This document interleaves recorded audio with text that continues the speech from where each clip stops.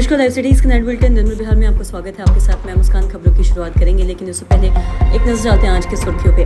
कल से देश में जीएसटी बचत उत्सव की शुरुआत। पीएम मोदी ने कहा, सीएम ने विकास मित्रों और शिक्षक मित्रों को दी बड़ी सौगात। तेजस्वी की सभा में पीएम की मां को गाली, आग बबूला हुए सम्राट। तेज प्रताप गुस्साए, जिन्होंने पीएम के मां को गाली दी और उससे जेल भी हो। कांग्रेस वर्किंग कमेटी की बैठक, प्रदेश अध्यक्ष ने कार्यक्रम स्थल का लिया जायजा। सम्राट अशोक चौधरी और मंगल पांडे को नीतीश कुमार करे बर्खास्त। पीके बोले जवाब दे।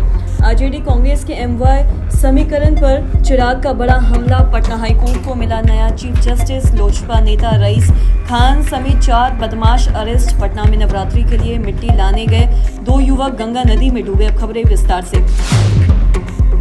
प्रधानमंत्री नरेंद्र मोदी ने देश को संबोधित किया है। उन्होंने कहा है कि देशवासियों को नवरात्र और जीएसटी सुधारों को लेकर शुभकामनाएं भी दी हैं। तो वहीं उन्होंने ये भी कहा है कि जीएसटी बचत उत्सव में आपकी बचत बढ़ेगी और आप अपनी पसंद की चीजों को ज्यादा आसानी से खरीद पाएंगे। पीएम मोदी ने ये भी कहा है कि आज जाने अनजाने में हमारी रोजमर्रा की जिंदगी में बहुत से विदेशी चीजें भी जुड़ी हुई हैं। तो वही हमारे जेब में कभी देश हैं और वही विदेशी भी हैं, तो हमें पता ही नहीं। अब हमें इससे मुक्ति पानी होगी और हमें वो चीज खरीदनी होगी जो भारत में बनी हो, जिससे हमारे देश के बेटे बेटियों का भी पसीना हो। हमें देश के घरों को स्वदेशी का प्रतीक बनाना है। गर्व से कहो कि स्वदेशी खरीदता हूँ।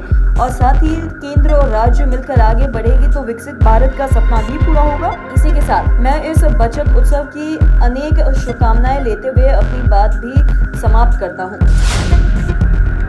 सीएम नीतीश ने विकास मित्रों और शिक्षक मित्रों को दी बड़ी सौगात। बिहार सरकार ने न्याय के साथ विकास के सिद्धांत पर चलते हुए समाज के वंचित वर्गों के उत्थान के लिए महत्वपूर्ण कदम उठाए हैं। महादलित विकास मिशन के तहत कार्यरत विकास मित्रों और शिक्षा सेवकों को अब अतिरिक्त आर्थिक सहायता भी दी जाएगी। तो वहीं सीएम नीतीश ने इसकी जानकारी सोशल मीडिया पर ट्वीट कर दिया। और सीएम नीतीश ने यह भी कहा है कि न्याय के साथ विकास के सिद्धांत पर चलते हुए समाज के वंचित वर्गों के साथ उत्थान के लिए हमारी सरकार लगातार काम कर रही है और बिहार महादलित विकास मिशन से अंतर्गत कार्यरत प्रत्येक विकास मित्र को टैबलेट कर हेतु एक मुश्त 25,000 रुपए की राशि प्रदान करने का निर्णय भी लिया जाएगा। उन्होंने आगे ये भी कहा है कि इसके साथ ही विकास मित्रों का परिवहन भत्ता 1900 रुपए प्रति माह से बढ़ाकर 2500 रुपए प्रति माह एवं स्टेशनरी भत्ता 900 रुपए से बढ़ाकर 1500 रुपए किए जाने का भी निर्णय लिया जाएगा। तो वहीं शिक्षा सेवकों को डिजिटल गतिविधियों के संपादन के लिए स्मार्टफोन करेक्ट करने के लिए 10-10 हजार रुपए की भी राशि दिए जाने का भी निर्णय लिया गया है।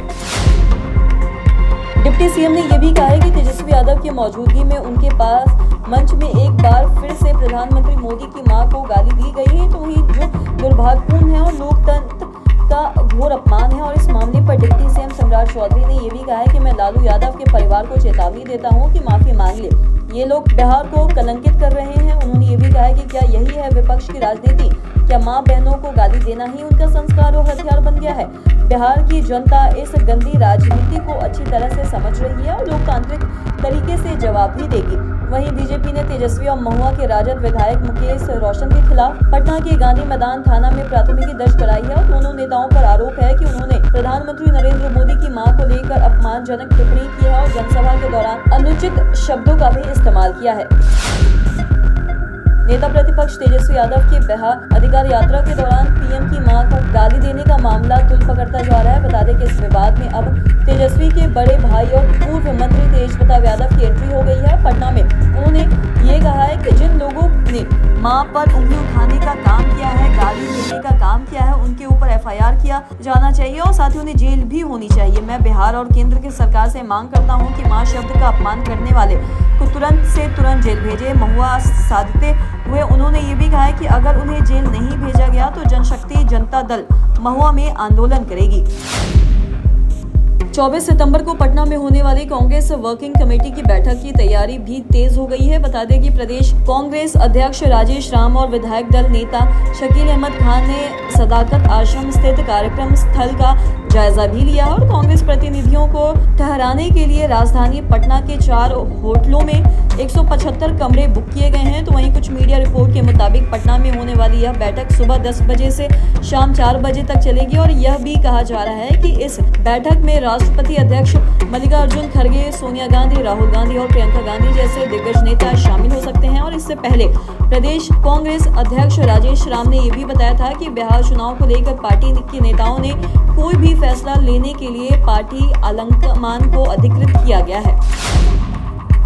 प्रशांत किशोर ने यह कहा है कि नीतीश कुमार व्यक्तिगत रूप से भले ही ईमानदार हो, लेकिन अब उनकी शारीरिक और मानसिक थकान का फायदा उठाकर उनके इर्द गिर्द बैठे मंत्री और अफसर लूट में लगे हुए हैं। वहीं उन्होंने चुनौती दी है कि नीतीश उसी पैमाने पर काम कर रहे हैं जैसे तेजस्वी के मामले में किया था।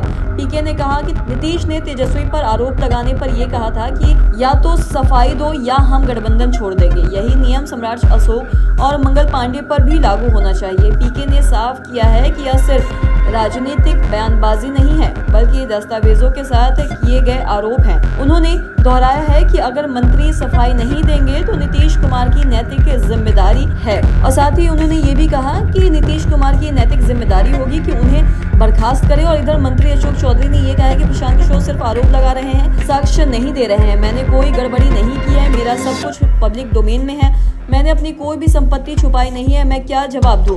मैंने उनके खिलाफ मानहानि का मुकदमा किया है और जिससे उन्हें नोटिस भी मिला है और इसी की बौखलाहट से वो मेरे खिलाफ अनाप शनाप बोले जा रहे हैं।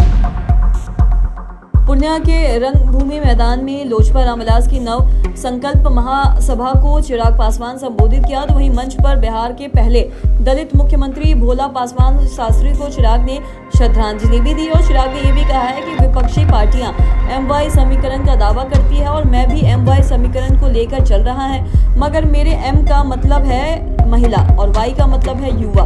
गरीबी पिछड़ेपन की खाई को कम करने या फिर जातीय समीकरण से ऊपर उठना होगा।